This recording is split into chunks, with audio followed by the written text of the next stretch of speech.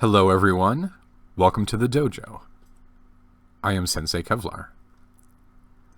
In the past, we have been spending a lot of time talking about pivots and ways of dealing with straddles in order to support working within those large pivot lines.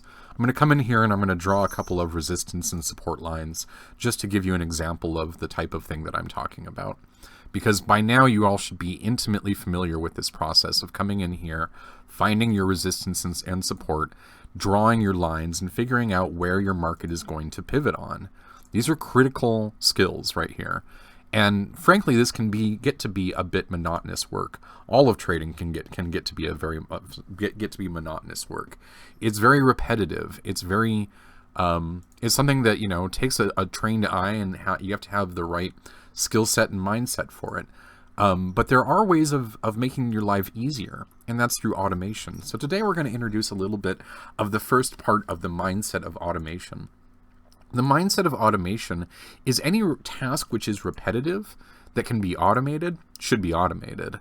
Now, to the degree that we can automate anything, that does not relinquish us from control or responsibility of having control. Having a plan means trading that plan no matter what, even when we relinquish some aspect of the control over that plan.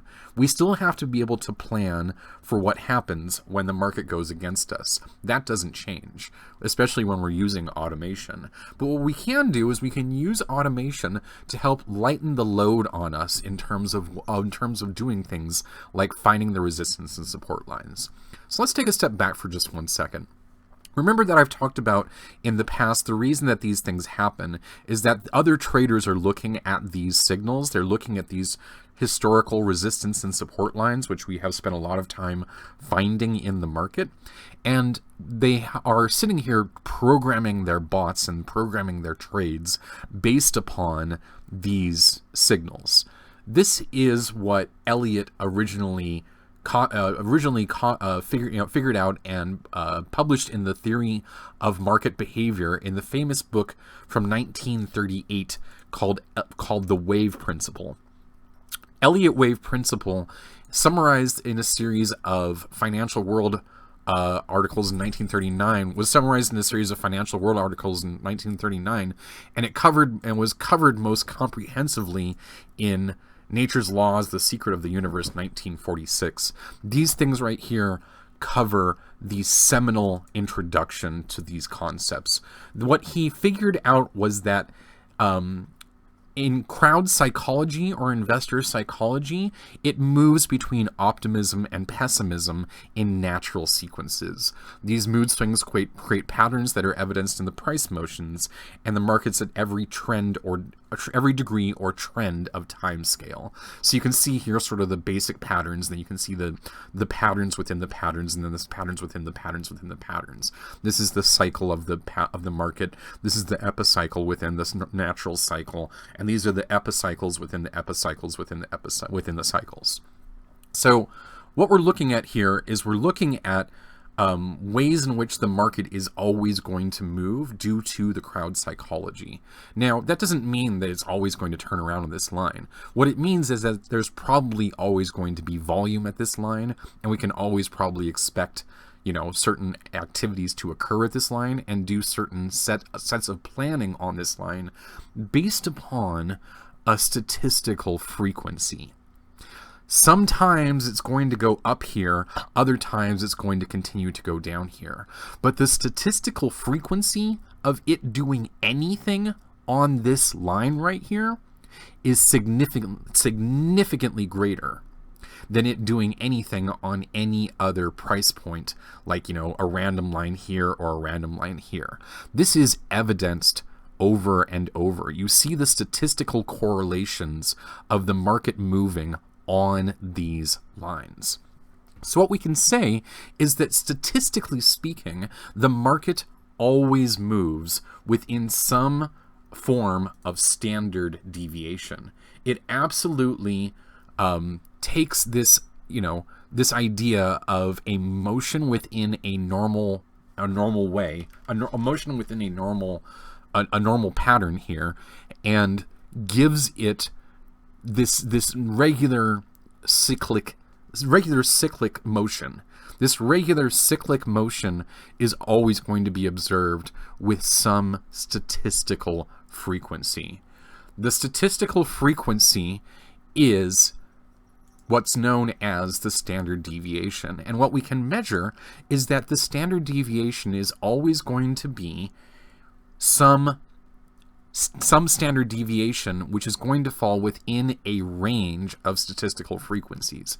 What we can say is that one standard deviation is always going to be happening 34.1% of the time. Another way of saying that is 34.1% of the time, the market is going to move within 100% of the normal trading range. That's what we're really saying. 34.1% of the time, the market is going to move within 100% of the normal trading range. We'll look at it right here, moving within 100% of the normal trading range. Moving within 100% of the normal trading range, 34.1% of the time. That's our normal standard deviation, okay? If you take, on the other side of that, this forms, 68.2%. Which is, the market's going to move within 200%, so 100% up and 100% down, 68.2% of the time. It's always going to do this. It's always going to do this with a statistical frequency of 68.2%. On the other side of those standard deviations, you have your 13.6, your 2.1, and your 0.1s for your second, third, and for your second and third standard deviations on either side of these. The market is going to move outside of the normal patterns, the normal 100% range that it's moving within, less often. That's what we're saying here, with a decreasing frequency. And it's going to move even further outside of the normal ranges with an even more decreasing frequency. So being able to say that the market is going to move within 100% of this range, more than half the time, we can probably count that. It's going to make these motions, and then it's going to move up into here and then come back down into here.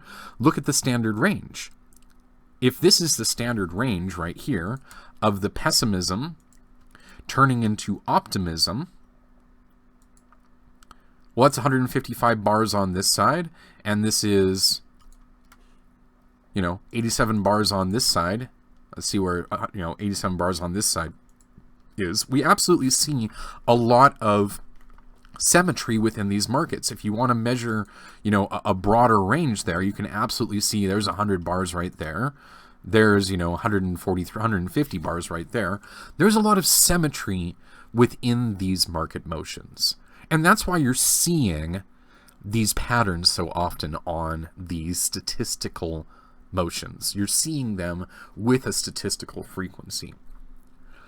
What's interesting about standard deviations is that standard deviations show up everywhere in math. They show up everywhere in our number system. They show up constantly whenever we measure anything about our world, because these things happen to always fall within standard deviations of the standard deviations. For instance, one of the really famous examples of an example of a standard deviation is the Fibonacci sequence. The Fibonacci sequence is one where you take a set of numbers and you add the previous one to the next one. So you start with 1 and you add nothing to it, so you get 1. Then you take 1 and 1 and you add those together and you get 2. Then you take 2 and 1 and you add it together, you get 3. You take 3 and 2, you add it together, you get 5.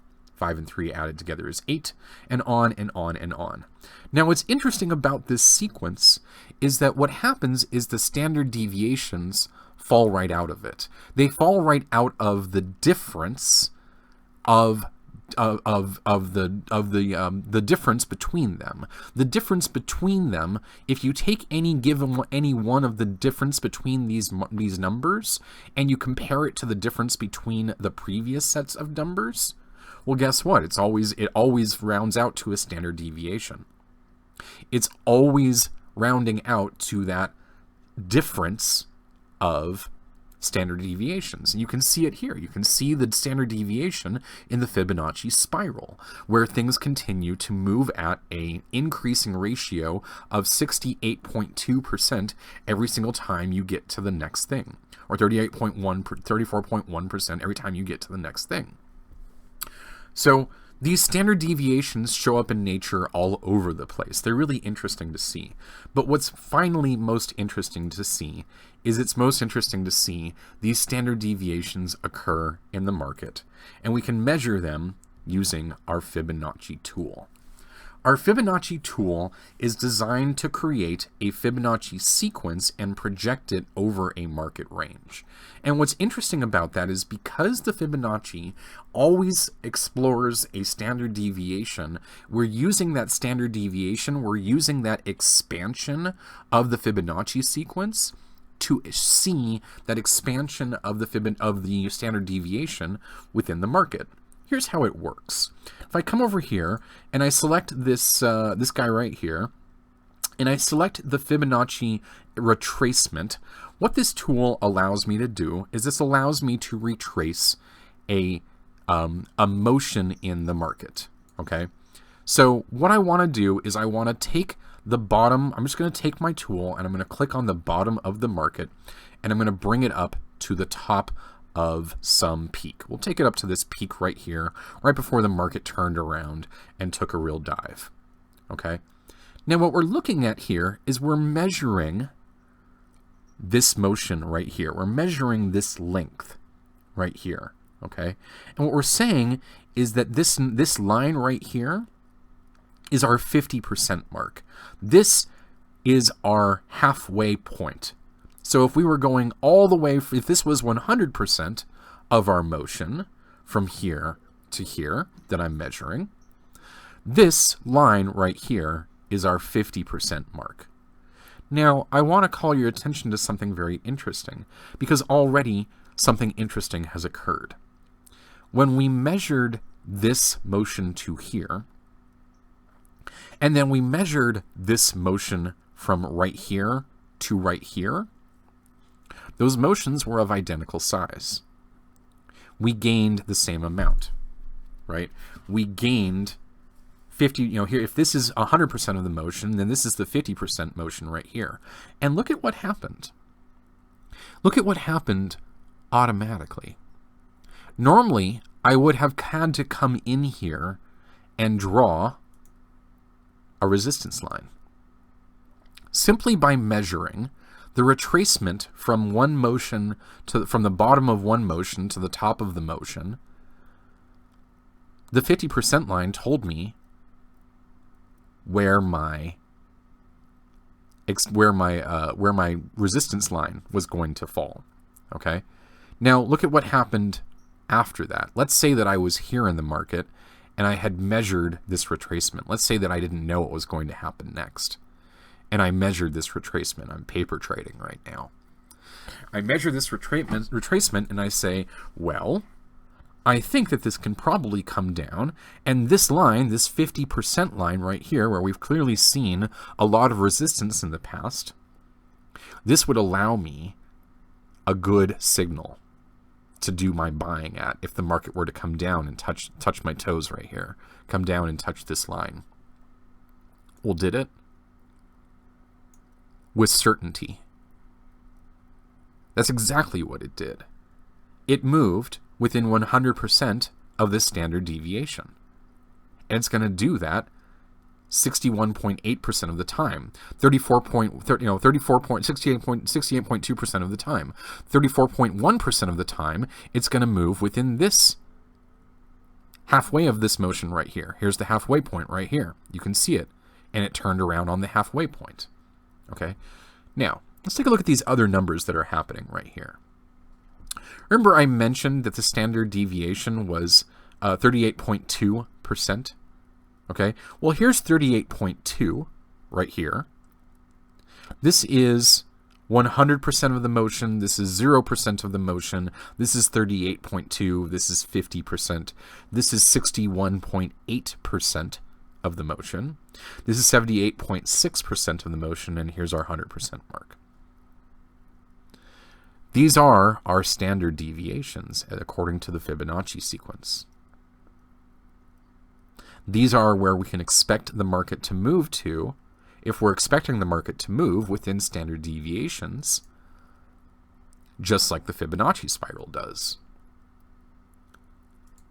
Just like the bell curve does. If we're expecting it to move within this range, does it move within this range? Look at this. It came right down, busted up against this line, broke through, almost got back down to here, came back up, found lots of support right there. Lots of support, lots of support, lots of support. Look at what happened here. We got up above, came down, support, support. Could have been resistance, but it turned into support. This could have been bad news, but then it turned into support. Where did it bounce off of?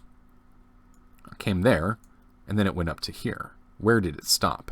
It stopped right at 100% of this motion right here. Right at 100% of this motion right here.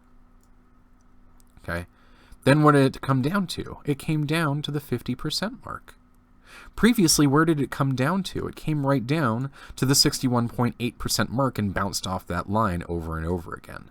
Well, previously, I would have had to come in here and draw that blue line, and draw that blue line, and draw that line, and draw that line.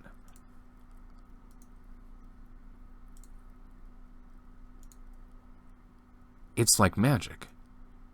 It's like the lines drew themselves. I didn't have to draw any lines. So let's go through that one more time. Let's do it on a smaller motion and see if we can't see it there. Let's grab that Fibonacci retracement. We'll grab it from the bottom to the top and we'll just bring it on up. I did a smaller motion that time. Was the trend shown here? To be shown here, to be moved to, did it come up to here and then move within a standard deviation? It certainly did. Did it come down here, bust through this, moved and hit standard deviations right here before coming back up again? It certainly did. The market moved within standard deviations. So long as the market continues to move within standard deviations, we can expect that the market will continue to move in standard deviations. Okay. Now, how does that help us? Well, in the past, we've had to draw these lines ourselves. But if we just go ahead and extend this line out on ourselves, like that right there, this can help to tell us where the market might land if it continues back down into a retracement right here. Now, I'm showing you this because we have a problem. We certainly did see that this line right here, which got extended out to here, got respected again. But then this happened. Is this still telling me anything? No. Instead, what I wanted to know is I wanted to know further standard deviations beyond. Okay? I've got standard deviations below, but what I need now is I need standard deviations above. How do I get standard deviations above? Well, use a different tool is the answer. But it works the same way. This tool is called the trend-based Fibonacci extension.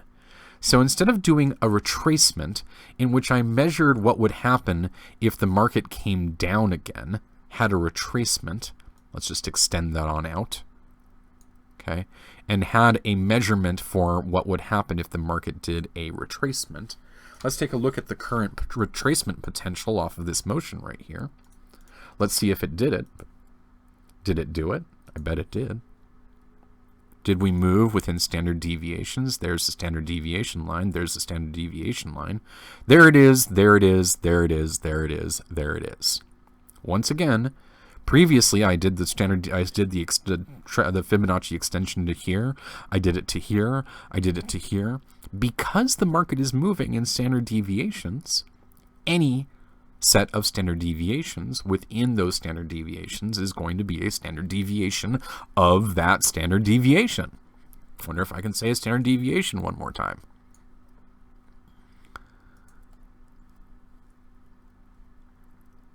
The point is that once again, all I did was I clicked here at the bottom of the market. I clicked here at the top of the market. The market fell within standard deviations. I didn't have to draw these lines. These lines drew themselves. This is automation. This is automated resistance and support. You have just automated drawing your resistance and support lines. Do you need to continue to draw resistance and support lines? No. Grab your Fibonacci extension, grab your Fibonacci retracement, and figure out where the market can come back down. Here's your lines. Here are your lines. Stop drawing. Start using your extension, your tools. Okay. Now, let's go back in time and take a look at this situation that we had right here.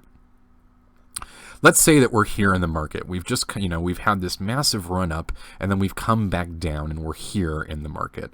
We don't really know what's going to happen next. Okay, we definitely can use our Fibonacci retracement to tell us where the market might come down to, and sure enough, it does. It comes right down to here. It comes right down to here. It does all of those things. But we want to know where we can go next. We want to know what the possible extensions are on that standard deviation. So let's take a look at a different tool for that. Instead of doing that, we're going to do a trend-based fib extension. Coming over here, selecting this, instead of doing the retracement, it's now an extension, because instead of going back down, we're going to continue upward. That's an extension. So then we're going to do the same thing. But in order to make this work, we need to measure things a little bit differently. Let's start with this motion right here, just like we did before. And then what we're going to do is we're going to pull it down to a new place to measure that extension from. Okay? Here's how this works. Is this motion right here? Okay? Is this motion right here? Well, let's make this a little bit more clear. Let's take this trend line, and I will measure this motion right here. This is this motion that I'm measuring right here. You can see that this line is that right there. Okay. Then what I did is I took the top of my peak and I brought it down to my valley. What that did is that took this motion right here, and it started it over from this new low point. So let's measure. Okay. If we started it over from this new low point, then we're going to take this motion right here, from this bottom to this top. We're going to start it over at this new low point, and we're going to extend it all the way up to here. This is 0% of our motion. This is 100% of our motion. Oops. Remember that I grabbed it from this motion right here, and then I put this motion starting right here. What happened next? Well, what happened next was that the market came right on up. Let's say that I only knew this, and then I only knew this, and then I extended this out into the future. What happened next is that the market came right on up as we previously discussed, and it made another 100% standard deviation. Starting from this trend line right here, this bottom point, it made this motion right here. It made it again right here. It then, after reaching 100% of this motion right here, starting from right here, going up to here, after making 100% of that motion, we had reached our standard deviation, 100% of our standard deviation. 61.8% of the time, we can expect that that's going to be the case.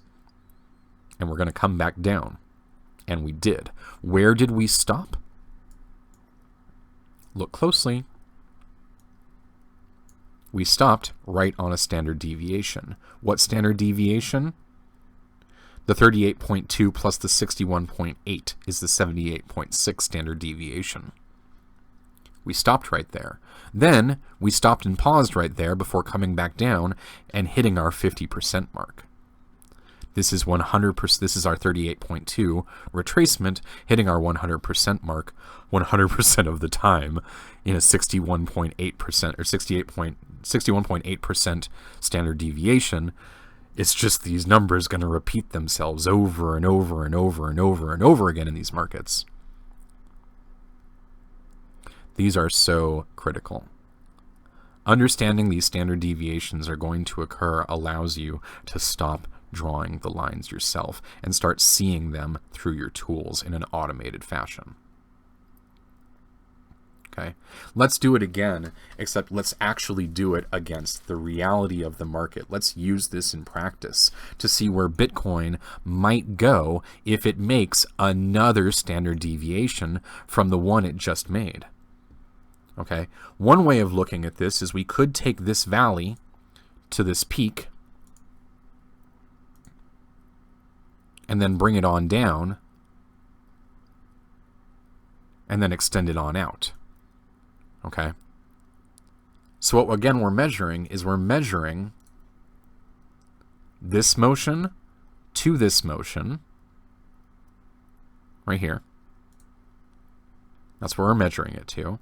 And then we're taking that motion and we're resetting it to start over at this line right here. See the 100% mark? 0%, 100%. Okay, let me get rid of that. Now, assuming that, maybe we wanted to use that peak, maybe we wanted to use that peak, whatever it is we wanted to do, it's pretty clear to me that the market came down and hit our standard deviation. Here's our next standard deviation line right here. It certainly did a nice pause around here. It certainly climbed back down around here. Look at where it bounced. Okay. Then it came back up here. Where did it pause? Again, right here at the 50% line. Where can it come down to? Right about here, right about here, right about here. What's the retracement on that look like? Let's take a look. There's the retracement. Okay. There's the retracement that we can come down into. Right there. Come down into there, come down into there, come down into there.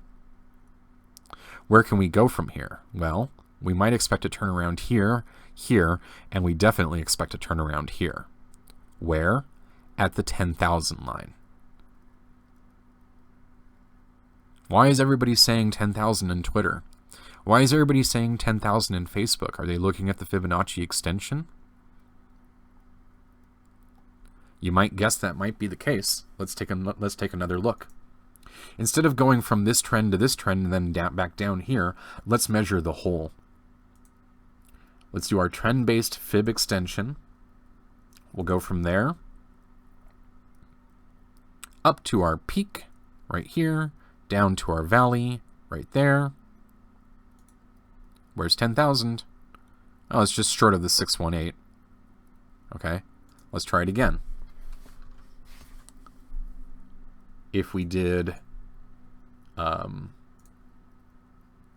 from this valley right here up to here, brought it down to here, extended it on out. Well, 9,000 is just short of the 1.618, but we definitely see this get respected, which means that this trend is moving within a standard deviation of this motion right here. This trend is a copycat at 100% right here of this motion right here. Okay, we can do this for any set of trends.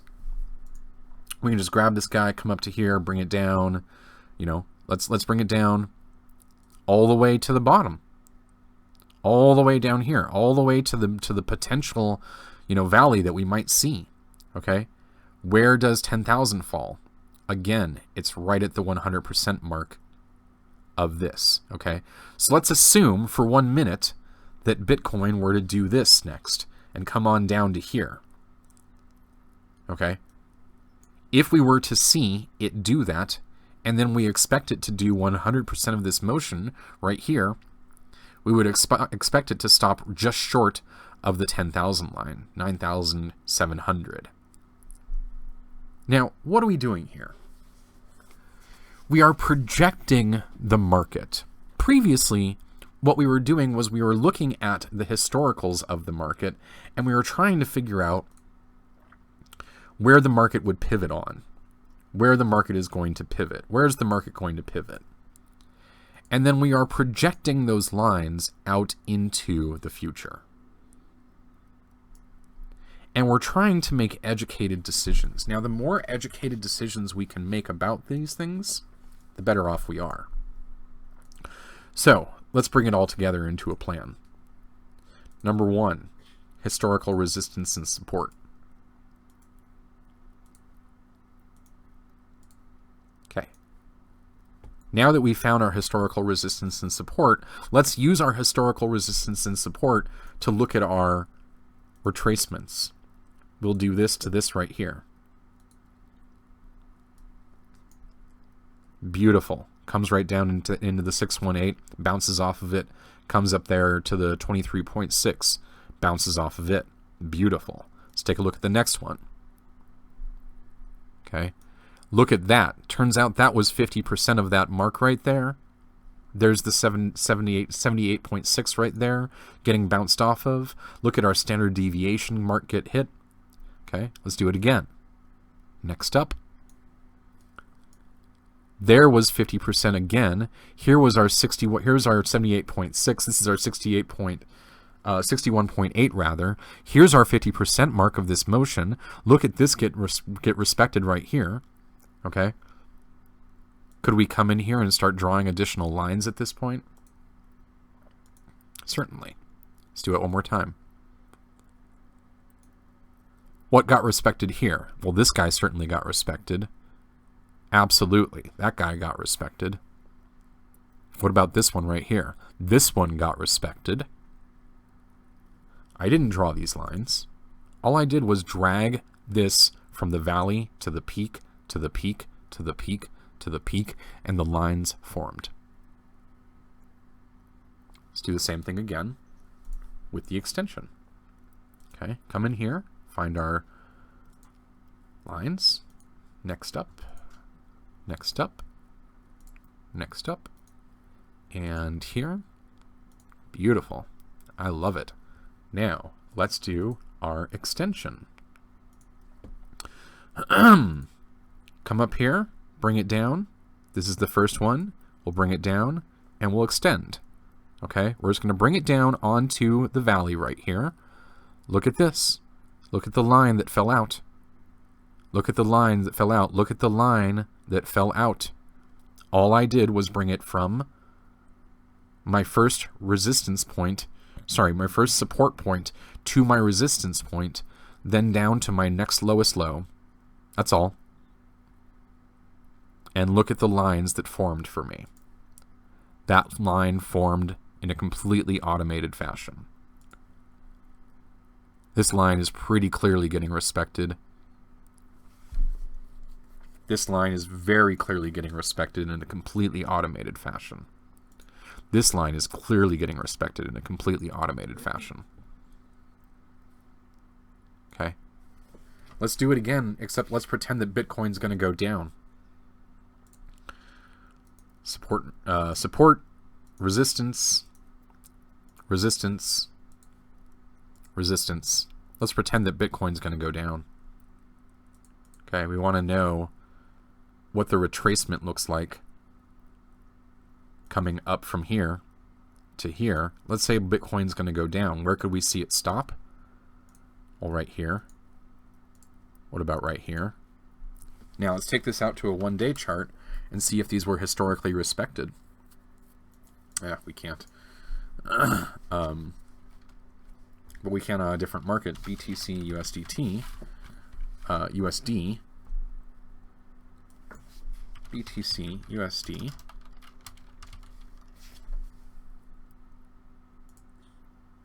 There we go. Okay.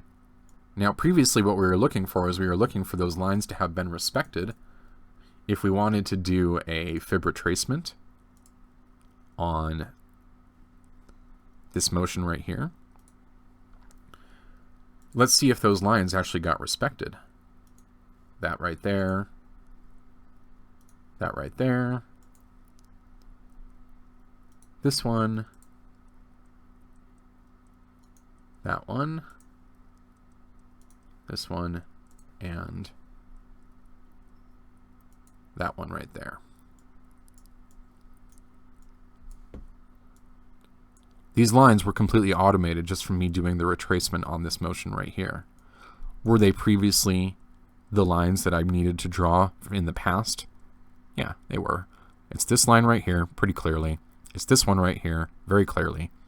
This guy, all the way. Okay? What we're doing is we're measuring the standard deviations of the market. And we're drawing our trend lines based upon those standard deviations. By allowing the tool to tell us what the standard deviations are in a completely automated fashion, you take all the work out of it. All you got to do is draw your retracement, and now you know how far we can come down. That's where we're going to pivot on. And sure enough, that's where we pivoted on. Say you're here in the market, you want to know where we're going to pivot. That's your 50% line. That's a good bet. Okay? Where do you need to plan for? You need to plan for this one, and this one, and this one. Yes, you need to plan for that. Do you need to plan all the way down here? You bet you do. That's what having a plan is about. Simply reading this signal and hoping that the market is going to turn around here and betting the farm on this opportunity, well, that's a terrible way to go. Because what's going to happen is the minute that you actually do that, this isn't what's going to happen to you. You're not going to get lucky. You're going to be sad because you did not plan for this opportunity generation that you could have made for yourself right here. That's what having a plan is about. Okay? Plan the trade and trade the plan. Use your tools to help you maximize your opportunities. Because if you know that the market is going to move in a standard deviation with a certain percentage of certainty, then work within a certain percentage of certainty within that standard deviation when you're planning your trade. Plan that this is going to be, historically, a good line to work off of, a good pivot to work off of. Plan that historically this is also going to be a good pivot to work off of. Plan that historically Bitcoin can make some crazy motions. Let's see where it can go. Everybody's saying 10,000. I think we found our 10,000. There's our 10,000. It is at the 100% of the standard deviation, the 61.8% standard, the 61.8% projection of 100% off of this motion right here. $10,000.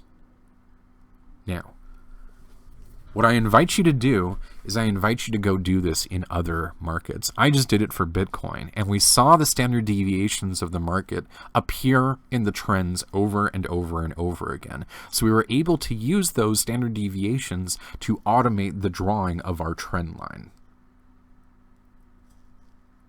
Now what I want you to do is I want you to go look at your favorite market and use your Fibonacci retracement and your Fibonacci extension to go project where the market can go.